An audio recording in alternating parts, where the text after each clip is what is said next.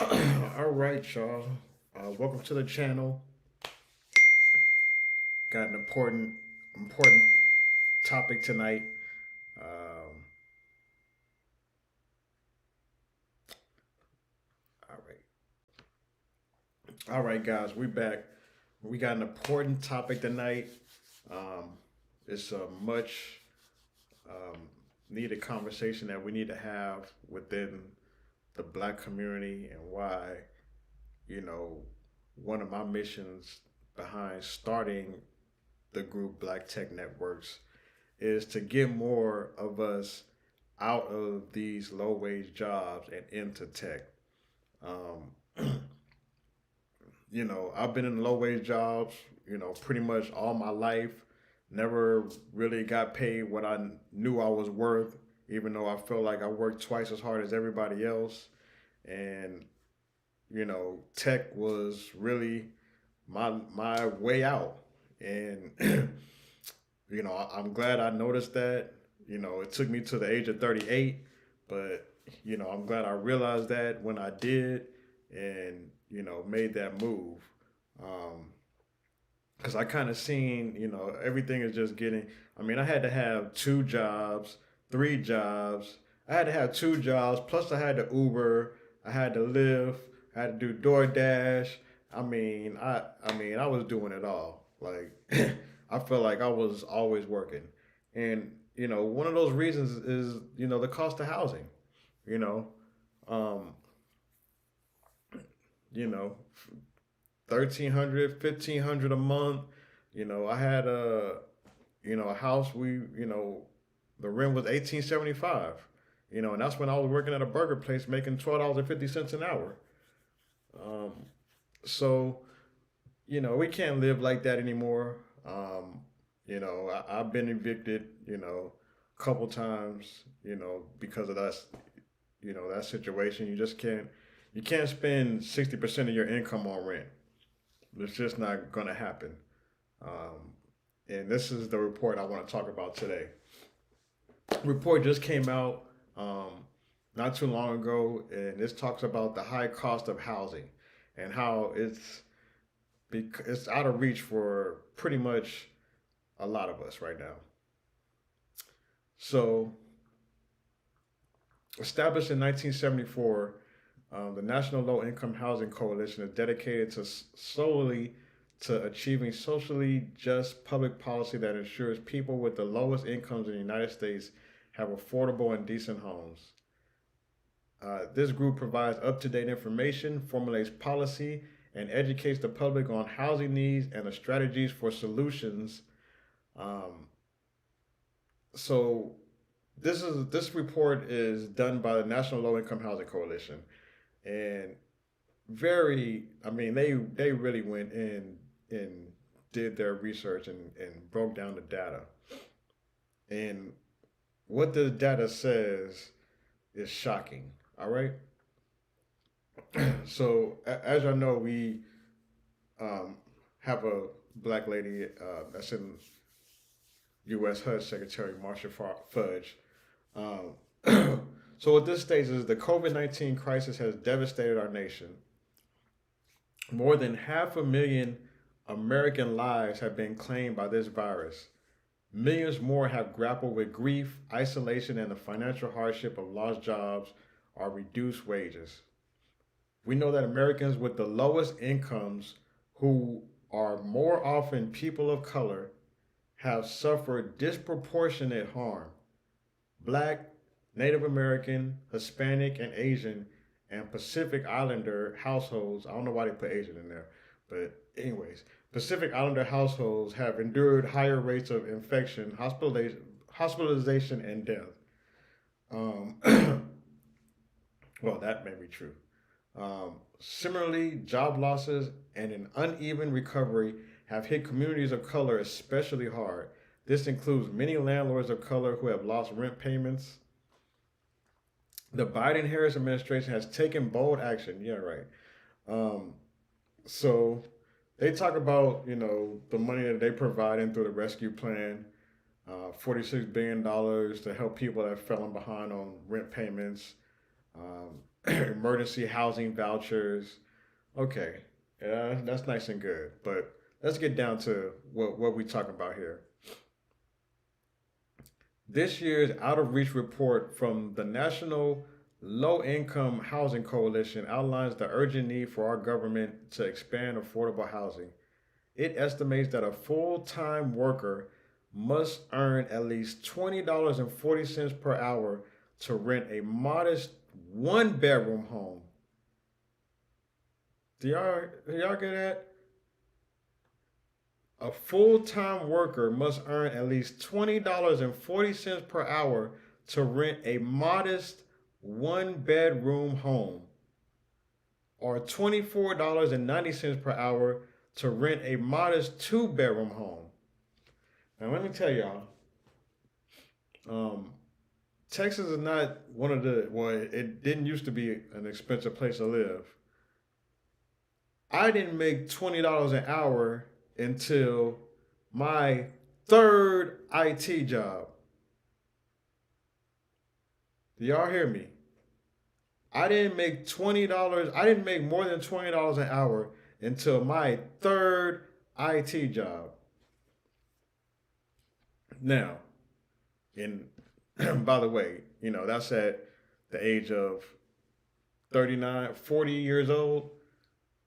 Um, and I had three kids too. So I wasn't staying in a one bedroom home. You know, I paid as much as 21. I think one house we had was like 2,100. I think we lasted there for a good 3 months, and that was it. But yeah, that's these amounts are far higher than many Americans, including seniors, people with disabilities, and working families can spend on housing. Obviously, obviously, I got evicted twice. Obviously,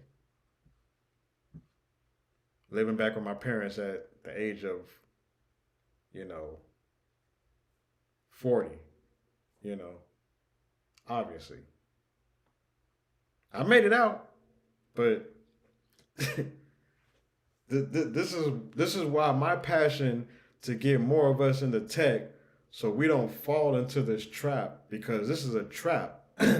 These low wage jobs are a trap, and what's going on now is good, and with a lot of us not falling back into that trap. And I'm hoping the reason why we're having this labor shortage is because a lot of us have decided that it is not worth the risk.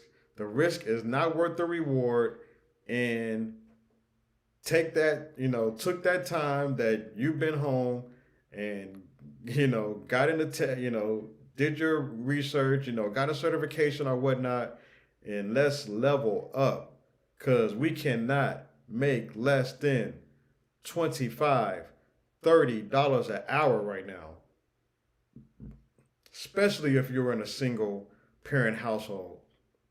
I know a lot of single mothers got one, two, three, four kids. Um, yeah, it's going to be hard to live like that with the price of everything going up. Gas. I'm starting to see gas at $3 a gallon down here, and it hasn't been $3 a gallon in a long time. So I know a lot of y'all gas is already above $3 a gallon. Um, but like, let's go on further. Even before the pandemic, our nation had a shortage of 7 million affordable and available homes for renters with the lowest incomes. As a result, 70% of these households routinely spend more than half of their incomes on rent. You think? You think? I mean, you know, when I was at, Waterburger, I'm barely bringing home, four or 500 a week. So, you know, if my rent is 17, well, my rent was 18 then. I mean, you do the math. Um, They have little ability to save, obviously, and one emergency or unexpected expense could send them into homelessness. Now, thank God, my parents were there, so I didn't have to go into homelessness. But, I call homelessness when you don't have a home of your own, So, I mean, homelessness takes all forms. You don't have to be under a bridge to be homeless. So a lot of people are homeless. A lot of people, a lot of people don't have a home of their own that's in their name that they can call their own home. Um, and yeah, we need that. To make matters worse, 3 out of 4 very low income renters who are eligible for federal rental assistance do not receive it. 3 out of 4 very low income renters who are eligible for federal rental assistance do not receive it. Mm-mm-mm. Don't count on the government. We can and must do more. Yeah, y'all can. And y'all must do more. But, we can't wait on y'all no more.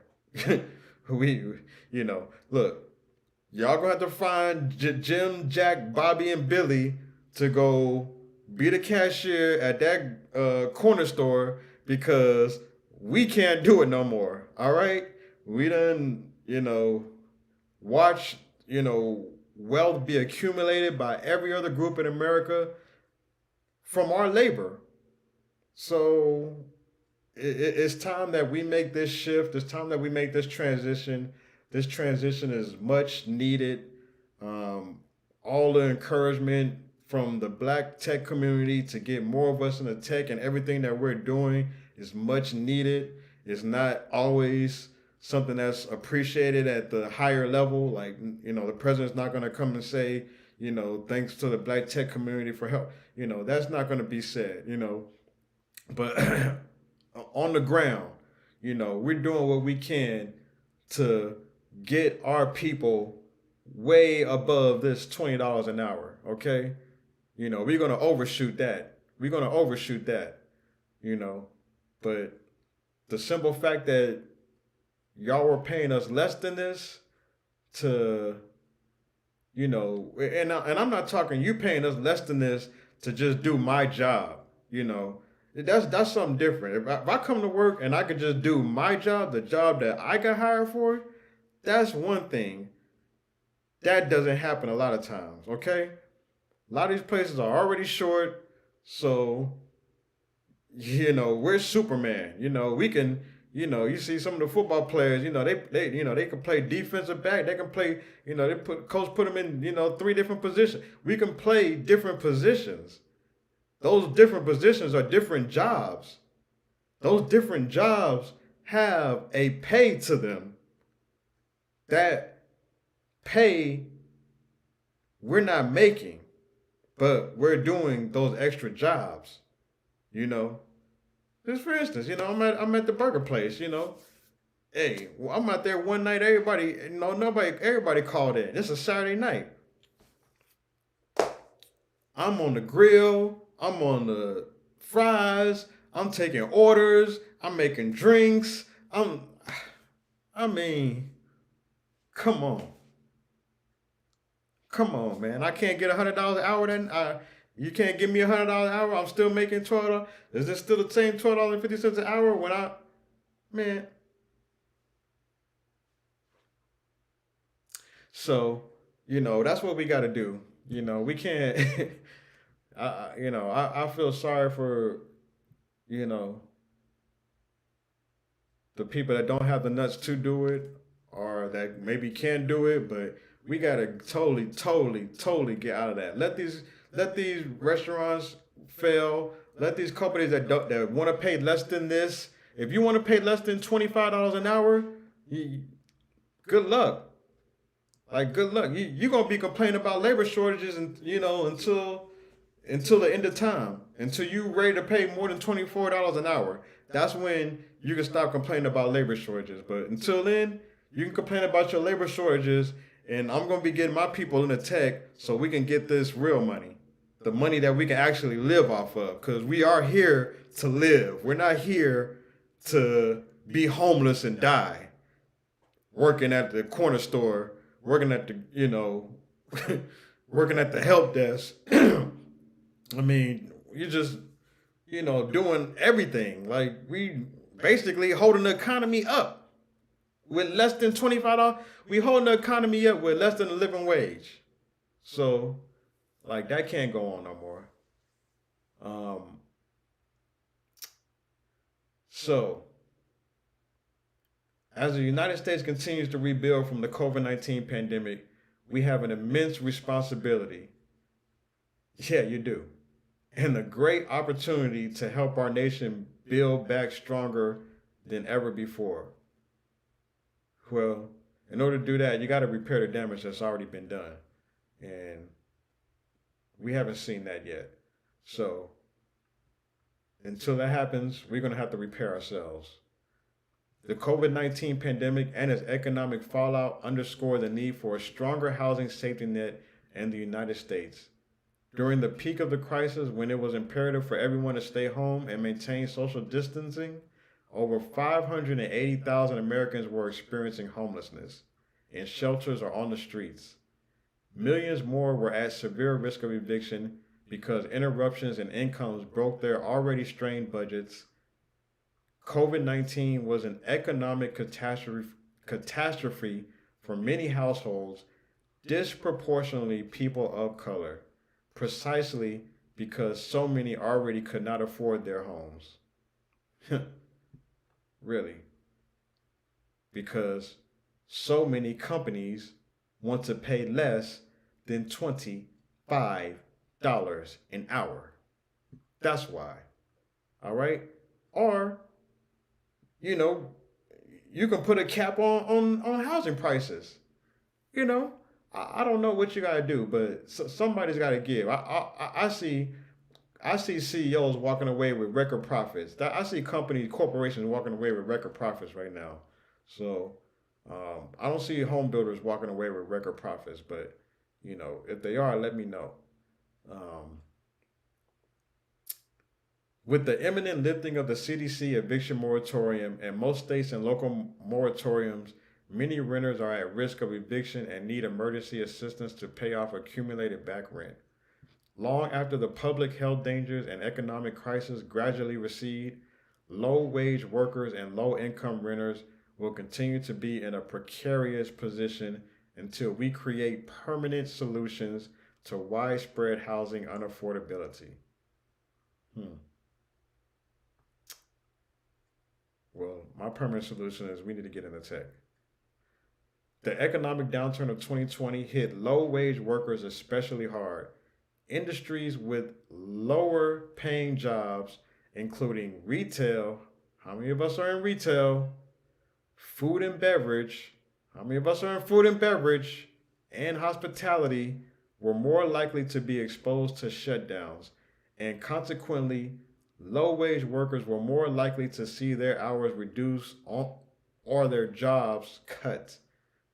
As of late March 2021, nearly 14 million renter households with annual incomes below $50,000 had lost employment income during the pandemic. Now, check this out. I'm going to read that again. As of March 2021, nearly 14 million renter households with annual incomes below $50,000 had lost employment income during the pandemic. According to the Economic Policy Institute, over 82% of the 9.6 million net jobs lost in 2020 were held by workers in the bottom quartile of the wage distribution. That loss of employment income often caused serious material hardship. The need for food banks, for example, was considerably higher than normal throughout 2020, and 4 in 10 food bank visitors sought such assistance for the first time.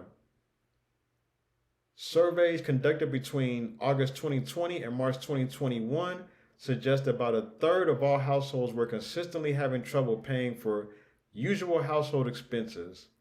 A year after the start of the pandemic, nearly a fourth of renters with incomes below 50,000, that's that magic line right there, were borrowing from friends and family to meet spending needs. Now, I just, what's crazy is when the pandemic hit, I just got above this.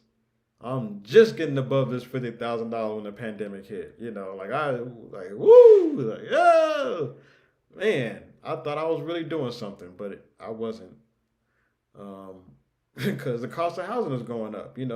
If everything is going up, the same rate that your income is going up, it doesn't really seem like. So everything when my income is going up, it never really seemed like I'm making that income. I'm just making enough to you know stay above water, so to say, I guess. People of color are more likely to have experienced a loss of income during the pandemic. Really. By March 2021, 39% of white uh, non-Latino adults had experienced a loss of household income, compared to 49% of black adults and 58% of Latino adults. Pervasive racial and ethnic inequities across multiple domains in wealth, income, employment, neighborhood quality, healthcare access, and housing mean that when disaster strikes, people of color are often the most severely harmed. So, man, it's a lot right there. Disaster, I mean, disasters are here. While we're in the pandemic, disasters are happening while we're in the pandemic. How many hurricanes have hit Louisiana? There's a lot of us in Louisiana. So, um, this is this is rough. Like you can't recover from these disasters making less than $50,000 a year with a family, of kids and I'll say you got pets. Man, the recovery from the pandemic has been uneven. Obviously, obviously. I mean, y'all want to see the real Fed data? Y'all follow Tone Talks, Antonio Moore, and check his channel out. And he breaks the Fed data down of you know where the wealth is in America, and we have none. The declining overall unemployment rate, which fell from 14.8% in April 2020 to 6% by March 2021, obscures substantial lingering pain for low wage workers. Okay? Let me show you why. Economists at the Federal Reserve estimated that workers in the lowest wage quartile, so I say we got to get out of that low wage, disproportionately, people of color still faced an unemployment rate of 22% in February of 2021. Do y'all hear that? People in the lowest wage still face an unemployment rate of 22% in February 2021. Now, I hope that's just people that, I hope that's not people that, lost their job and are trying to go back to that low wage job. I hope that's just, people that are not going back to that low wage job, period, because they're training for the high wage job. Um, but that's 22% unemployment. That's not, you don't want that. Likewise, researchers at Opportunity Insights estimate that in March 2021, employment for high wage workers was up nearly 2% compared to a pre pandemic levels, but down 28% for low wage workers. Did y'all get that? Employment for high wage workers was up nearly 2% compared to a pre pandemic levels, but down 28% for low wage workers. So, the white folks that got them good jobs,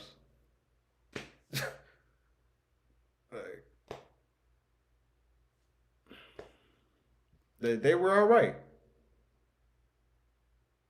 But for us in these low wage jobs, no, the restaurant couldn't do it. It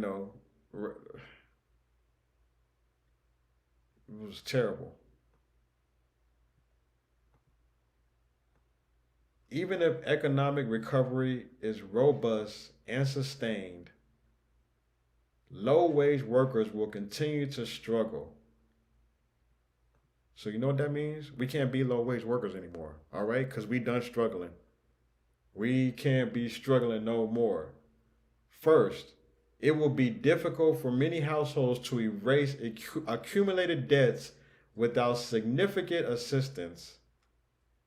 And where that's going to come from, I don't know. 10 million low income renter households routinely spend more than half their incomes on rent. 10 million low income renter households routinely spend more than half their income on rent.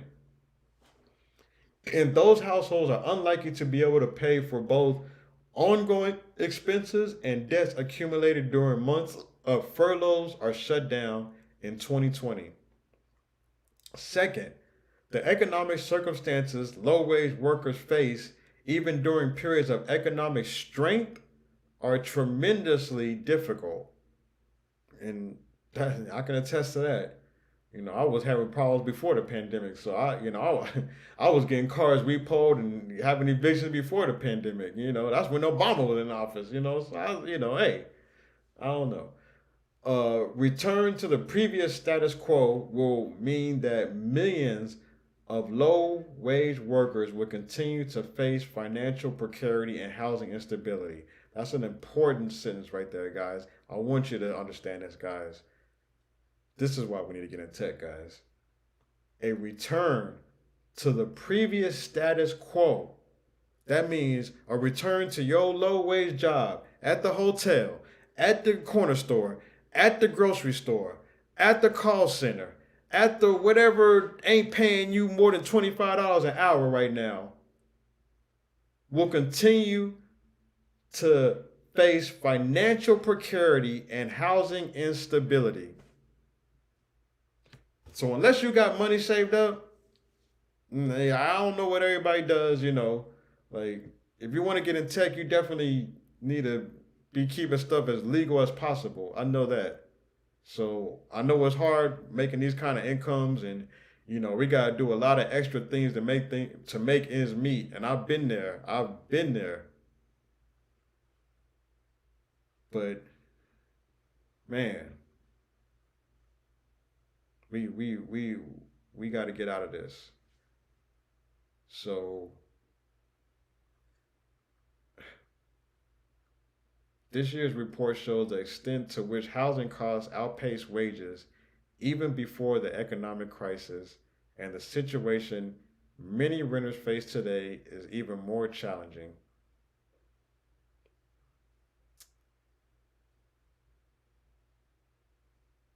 This report has called attention to the gulf between actual wages and what people need to earn to afford their rents. Every year, the report documents that an affordable rental home is out of reach for millions of low wage workers and other low income families. So, this is why we're doing this, guys. Um, you know, federal minimum wage $7.25 an hour. They said the federal minimum wage does not rise automatically with inflation. It is worth considerably less today than it was worth in recent decades. If the minimum wage had increased at the rate of productivity growth, it would be over $21 per hour, y'all. So we should be getting paid over $21 per hour, y'all. Just so y'all know. The struggle to afford rental housing is not confined to minimum wage workers, neither.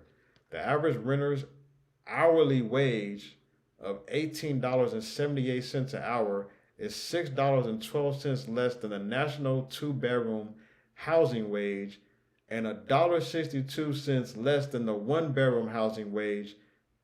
As a result, the average renter must work 53 hours per week to afford a modest two-bedroom apartment. Many single parents or caregivers find it difficult to work those hours. Of course. Of course.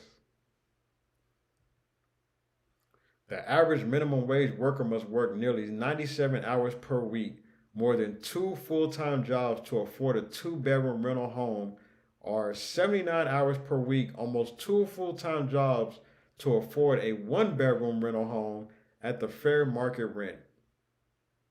People who work 97 hours per week and need 8 hours per day of sleep have around 2 hours per day left over for everything else. Ain't that about a mm. So yeah, y'all, I'm not gonna keep y'all up all night. We gonna get back into this report. I mean, we're gonna do this in sections because this is 291 pages, so it's a lot in here, and I haven't even read the whole thing. I just had to bring y'all the the intro to this thing and why I'm framing our whole mission, my whole mission of trying to get more black people into tech because we definitely have to get out of these low wage jobs. And if that means, there's a labor shortage because nobody wants to do these low wage jobs, then so be it. Companies are just going to have to pay more. I'm watching CNBC. I'm watching record profits being made. CEOs, pay 1,000 times worth the average worker. So companies got the money. They not barely paying no taxes. The bottom 90% of America is paying the most tax. I mean, come on, guys. Like, I mean, we just got to go get these tech jobs and let's just leave these low wage jobs alone. Let them figure it out. Get the robots, whatever. We'll program the robots. We'll whatever we need to do. But we ain't gonna be breaking our backs no more. Not for not to live on the street. That we can't do. So we're gonna leave it at that. Like the channel, subscribe to the channel, and we're gonna be back. Having some real talks for us by us. All right, have a good one. Black Tech.